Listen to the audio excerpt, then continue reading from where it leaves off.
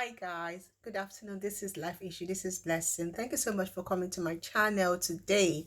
Now, if you've not subscribed to our channel, please help me hit the red button so that you get our video once we upload it. Divorce. What are the implications of you letting go of your marriage? What happens when two people who are married with kids decide to let go of that relationship? Who suffers the most? Does it really affect the children that much? Can a mom comfortably build a relationship with her children if she's left on her own to raise them? All right, so today I want to talk about Regina Askia's marriage. Now, she made a video last week where her son was asking a question about her marriage with the dad and what happened in the divorce. Now, I'm going to be actually reviewing what she said and also bring out some learning points and some things for us to have to reflect on, because we know that not all marriages will work. Yes, we get it. But before you let go of that marriage, think about the implication and do what best suits you. Now, even before I start analyzing this video, what I want to say is that I love the relationship between her and her son. I mean, it was lovely. You could see the way they were playing. You know, they could see that she has brought up that young man to appreciate her, to love her, and to appreciate the fact that even though the dad wasn't there, that she is there for him. All right, so let's go through the video while we talk about. Okay, so ask me questions. You were talking about your father. How'd you and Dad get divorced? It was a very difficult patch in a relationship. You know, people are on different journeys at different times in their lives, right? So your father, at that point, his head was not really in investing in our relationship. He wanted to be, wherever he wanted to be. And it was not something I signed up for. And we had a lot of fights and quarrels, issues, and and some things you can't really forget and forgive. It would take a long time to be able to forget and forgive. And we kind of separated and went our different ways. I was in the house, he was tossed away. At a point I said to myself, this is not the life I want. And so I left. You kind of told me this already. I mean, like, what kind of issues? Thank you so much for listening to that. I mean, when I heard her explanation, I, for one, gave, an accolade to her because she was a very strong woman. She got to a point in her life whereby she decided that, no, this is not going to work. I need to go. Not many women make up that decision. Not many women, decide to look after themselves and leave that abusive marriage, okay? People stay in their marriage, they're being abused, they're being, victimized, and they're being treated as if they are nobody, and they still stay back because of the fact that they cannot stand being on their own, or they depend on the man so much for everything. But I thank God that Regina decided to leave at a point when the marriage, when it became too broken, she had to go. I mean, I love her saying that both of them did things that was not repairable. I mean, then there's some time in relationship whereby we need to make up our mind and say, you know what, we've gone beyond this point. I mean, we have gone to a point of no return. We cannot be in love anymore. When you break that edge, that love edge, okay, you cannot take it back. It's very easy for us to say things to our partner, to be abusive, to call them names. I'm talking about both men and female. Sometimes we don't actually mind the things that we say. We're not, being careful the word that we are saying, and we think that we can say sorry and forget. No, those wounds are there. And in her own case, she recognized it. They got to a point whereby it can't, it is broken, it can't be fixed anymore. And she decided to go. And I drop my heart for her, because it is a big decision to know that I think she has 3 children, and for her to decide that, you know what, I need to go. For the sake of my children, I need to go. it is strong. It is very strong, okay? And not every woman makes, or any man, it could be a man, not enough spouse make up, it's not an easy place to be, to wake up and say enough is enough. I can't do this. Sometimes we cower, sometimes we can't face our, we can't think of doing that because we think about the consequences, the society, the culture, the African culture, where you feel as if you're a failure if you leave a marriage. Not just the African culture, the religions, believes where in church you're treated as if you've done the worst in a life if you have a broken home.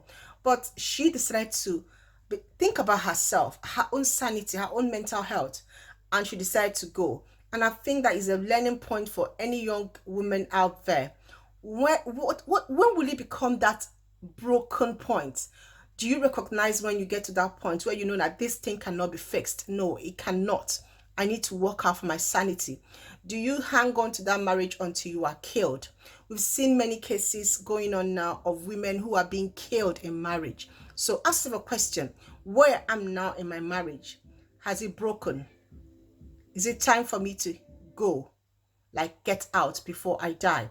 So I love that point she has made, and it's a very salient point, and we need to learn from that point. So let's see what else she said. So the song went on to ask a specific, question: what actually happened? I mean, let's listen to what she has to say, because I have something to ask in that part of it. So let's listen to what she said when the son asked her that question. Listen.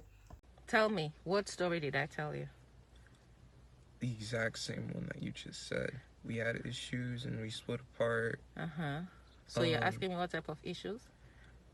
What did you except from hear? the domestic ones. Huh? Except from the domestic ones. Domestic what? Like domestic violence? Yes. That was a dark patch. I'm not gonna lie about that. Yeah, we fought a lot. Physically and verbally. Emotionally even, we fought a lot. And he resorted to using his hands, but I cut him down with my mouth. Things didn't go well, and the children were in the middle. It wasn't a good family situation, so we separated. Yeah, but Thank you so much for listening to that. I mean, she admitted that it was very bad. But the son was asking her a question: what actually happened?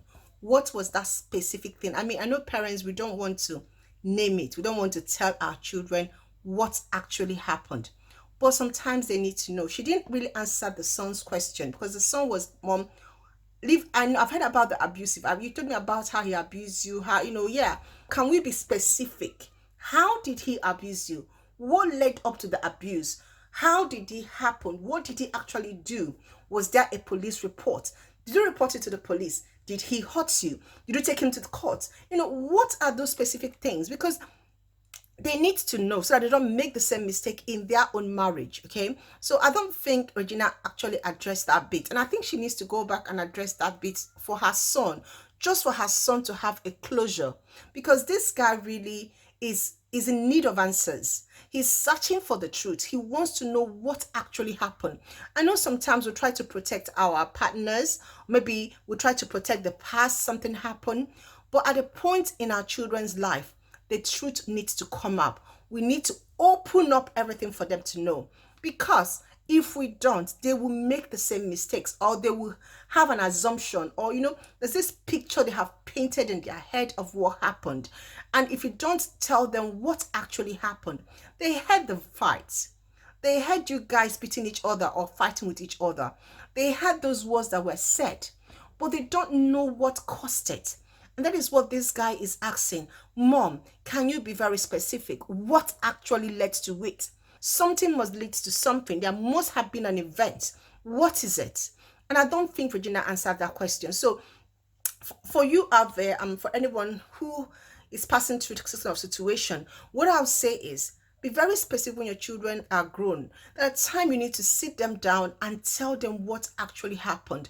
I know we try to shield them, try to avoid telling them things, but at times it's important that we have those conversation, that we actually sit down and have those discussion. Because if we don't, they make up their own conclusion, and they might end up making the same mistakes, okay, that we have made or that have happened in our relationship. But if we can open up and tell them what happened, then they will learn from our mistakes, okay. All right, so I mean, this video is very, very mind blowing and eyes opening, because we know who Regina is. I mean, she was one of those screen goddess in Nigeria. We loved her. She was an ex-beauty queen. She was all over. She was so beautiful. I grew up admiring her, okay, not really wanting to be like her, but she's one of those people that she has this aura of a good personality. So having watched her imperfect life, it makes me understand that not everybody has that perfect life. You know, we heard when she met her husband, I think it was on the ground or somewhere, it was like a fairy tale, it was all over the news. I didn't even know she had a broken marriage until I saw this. I didn't know that her marriage was broken. So it brings us to reality that it could happen to anybody. If she could come out and tell her story, if she could make up her mind to, you know, leave the husband who we heard that he's rich, is that, and build her own life in her own way with her own pieces. I heard she went back to school and she became a nurse in America. Yeah, so can you imagine from that celebrity kind of notion to become a normal human being like us? Because America really is a no man's land, okay? I'm going to play more so you can understand where I'm coming from. So let's see what next they talked about, because this video is very, very educative. Right now, listen to her talk You about see her. that even through a separation, your father was always coming over, you know, always there. Okay. You guys always say, Mommy, he just comes, sees you, and then he leaves. He does. Does that bother you? No, I actually like it. Why? It used to bother you before because you complained about it. I don't like the fact that you guys are not really Because I was close like, to your father. whoa, all these other kids have really present fathers. Hey, their fathers picked them up from school. I wish my dad did that. But then I was like, if my parents are I divorced, don't see your face. then If your parents are divorced, then what? my dad will constantly buy gifts. Buy gifts? Yeah, That's what you were thinking. I still don't see your face. because like he would always come over and he would buy gifts. And he doesn't do that anymore, sadly. He doesn't do that anymore. No. Sadly. So you think that your father should be present in your life so he can buy you gifts? More questions as a dad. Okay. What kind of questions would you like to ask him? Gotta pick up hot chicks. This boy! Is that what I'm asking you to tell me? Yeah. What kind of questions would you ask him? What kind of questions will I ask your father? Yeah. Don't you think it's disrespectful for you to sit in front of your mother and say you're going to ask your father how to pick up hot chicks? No. How is your father going to know how to pick up hot chicks? Don't you know I'm supposed to be the one and only hot chick in his life? Why should he even know? That means you know something I don't know. What's up? You know, you had boyfriends when you weren't Actually, dating. just she'll cut off. When you weren't dating. She'll cut off this part. I mean, she didn't allow this part to continue. Okay, so Yeah, so for she the cut it same off. reasons, your daddy will not be able to give you tips on picking up hot chicks. Why not? That was a long time ago. He has forgotten. And the way it works. I think you're just jealous that he can pick up hot chicks and you can't. Okay. Hot chicks. I don't think your father can. All right, so I mean, this went on and on and on and on. I mean, if you really want to watch the whole thing, you can watch it on my Instagram. And there's, for this particular part of the story, I want to say that really I do appreciate the fact that Regina, in all honesty, respected the father of her children. She actually did not in any way talk bad about him.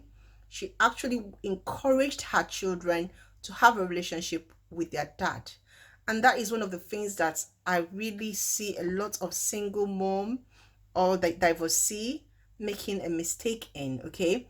If you have a problem with the father of your child, don't please bring it onto the children. Let you and him deal with it.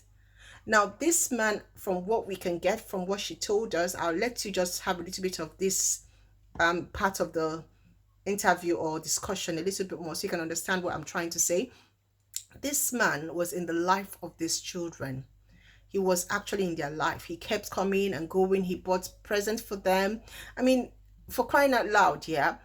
It might never be the same, like, when you have your dad every day taking you to school, taking you to football, to your graduation. It will not be the same because he doesn't live with you. But at least he made an effort, knowing how black fathers, I mean, black American fathers can forget their children just like that. Some of them don't even pay child care. So for him to have been in their life, been there, supported them, and it is something to show the character of this man. He is really a good man. And thank God Regina did not in any way castigate him. He encouraged the child, to be close to the dad. And that is what we want. No matter whatever, your child needs a father figure. No, whether you like it or not, your child still needs a father figure. And it is important that you understand that. Your child's father is your child's father. You cannot take that away from him. Okay? He has to be there in his life.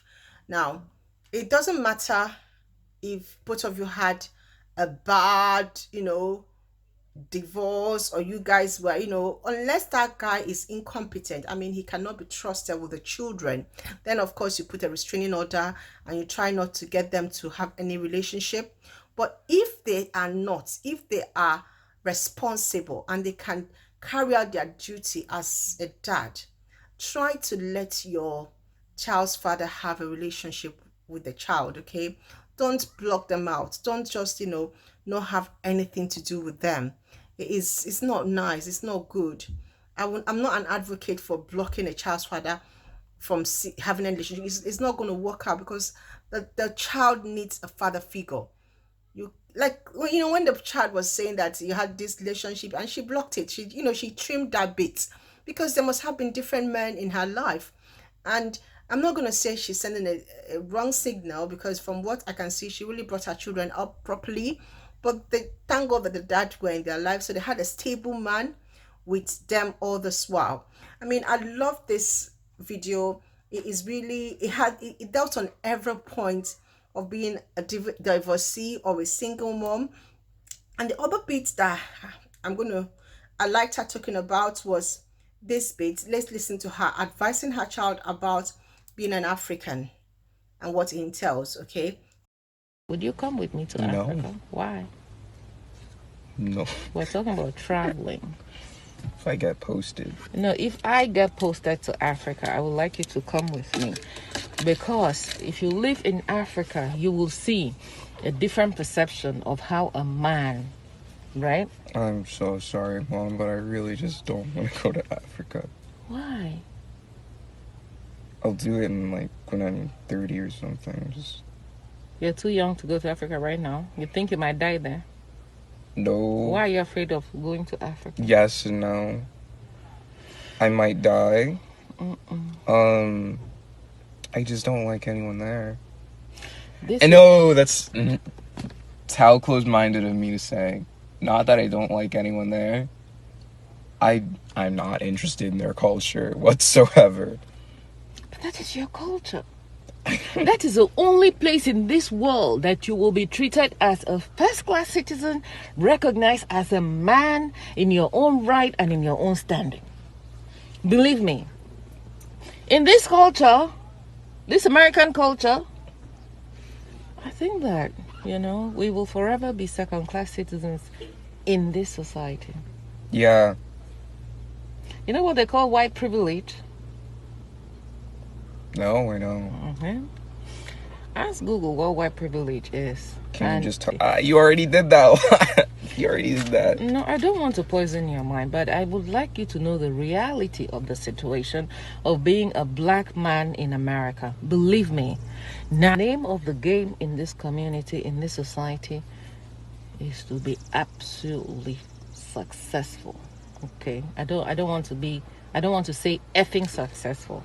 It's to be so successful that Look, we have to jump through hoops of fire and prove ourselves beyond any reasonable doubt, prove our abilities beyond any question before we can get half as much.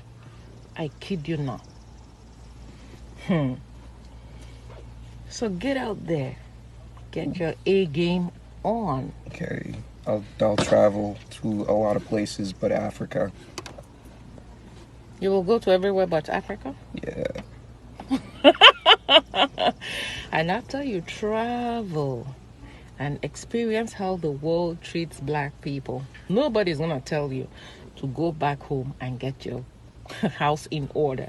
Nobody's gonna tell you, but you will. Okay. All right. So, you guys had that bits, yeah? When I watched that particular part of the discussion, I was like, don't force a horse to the stream to drink water if he's not used to it. I don't know how to say it, but what I'm saying is, did she bring up her child to love Africa? This boy should be like maybe 15, 14, 15 or 16. I'm not that sure. He hasn't gone to Africa yet. He's not been to Africa yet. And you think you can make him love Africa at this age? Come on, come on, come on, come on, come on. See, children that are born to an African parents who've lived all their life in the Western world, never been to Africa when they are young, you've not established that relationship with their relative back home, and you think at 15, 20 they will start going back to Nigeria, is rare. It is rare. Okay, if you have a child, if you give birth to your child in the Western world, right from when they are 2, 3 years old, make sure that you're traveling every other year or every 3 years or every 4 years. Make sure they have relationship with their uncles, they travel home, they have this love for Africa. You cannot tell a 15-year-old who has not been to Africa, who has heard all these crazy things about Africa, and you should not start going to Africa because you want to go and retire in Africa. My dear, he will not want to. And this is the mistake that we make. Most of the children that came here and naturalized, most of the children that we give birth to will not want to have anything to do with Africa. It is our duty to make sure that they love Africa, that they know the picture of Africa like we know. But we also know that the news about Africa is not good. Even we that are living here, going back home is scary for us. Imagine your own children. So don't wait for them to get to 15 years, 20 years, and let them go back to Africa. You want to go back to Africa, they're going to be a king in Africa. King. Listen, it's not going to work. And for Regina Askia's child, of course he will celebrated. Of course he'll be treated like a king when he goes to Africa. But he doesn't know that. He doesn't even know the what of his mom in Africa. He doesn't even know who his mom is. Maybe his sisters who have been to Africa might have told him how they were treated as celebrity, how the mom was known, how the newspaper carried her mom coming back. Because I saw those news. But in his mind, he cannot fathom it because his mom is just like any other person in the Western world, in America. Nobody cares, okay? Nobody cares. She's just a bloody nurse. Okay, so if you want to inculcate that culture of loving Africa, you need to start from when they are young. Don't wait for when they are old. You don't know how much you love Africa because you want to go back and go and retire because you feel like it's time for you to go back home. They're not going to follow you. They won't go with you. And I keep telling people, you know what? At the end of the day, you need to decide where you want to stay. If all your children are born in America, UK, and they don't want to go back to Nigeria or go back to Africa, what you either you go back on your own and go and die on your own and be alone or by yourself, or you stay back with them, because at the end of the day you need your own blood, your own children where they are. That's where you need to be. But if you really want to go back at old age, you need to start building the love for Africa when they are young. Summer holiday, that's 6 weeks. Travel back home with them. Let them stay that 6 weeks with their cousin in Lagos, in Abuja, traveling, having fun, knowing the love of Africa, not just the scary bit that they see on television. Okay? All right, so let me tell you something. This video, that is all about the discussion. That is basically what they talked about. But it has everything. It has every package. This inculcates making decision to leave, loving yourself, knowing that if you can, It's better for you to get out than being in an abusive relationship. That you can do it knowing that your children will be in a better place. I've seen her children, I've seen the daughters, and I've seen the son. He sounds very respectful, and the children are doing well. That means you can bring up your children on your own, even if it's not just the woman, even the man. If you are in abusive relationship, abuse is not just only centered on the woman. A man can be abused too anyway. So, but you need to ask, is this relationship comfortable? Is it broken? If it's broken, get out. But when you get out, make sure that the other partner does have access to your children. Don't block them out. Don't get back at them or retaliate because they did something, or they, broke your heart, or they did something. No. Unless they are pedophile and they are serial killer, or they've done something bad to the children that you feel that your children is in danger. But if it's just something to you and they love their children, give them access. Let them have access to their children. And at the end of the day, the last bit is, make sure that your children know about Africa. Don't start telling your children about black slavery, or black privilege or white privilege when they are 15 years old. They should know about this right from they are 5 years old. Should be discussing about racism, about ability for you once you're a minority not to climb up. These are things they should know. So when they are fighting, they know what to fight. Don't start waiting till if that guy is 15 years, he should know all these things. Why is she discussing that now? I don't know. I mean, it's her life. But you know what? It's a very good video. It's something for everybody who lives in the Western world to watch and to learn from, and to know that you can actually do this on your own. You can actually leave that abusive marriage if you are in one, and still make a life with your children and live happy. All right, guys, what do you guys think about this video? I just saw that it's trending. I want to talk about it. This is my take on this video, on this discussion. What is your take? What do you think? Drop your comments here, and please don't forget to subscribe to our channel. Please. God bless you. Bye bye.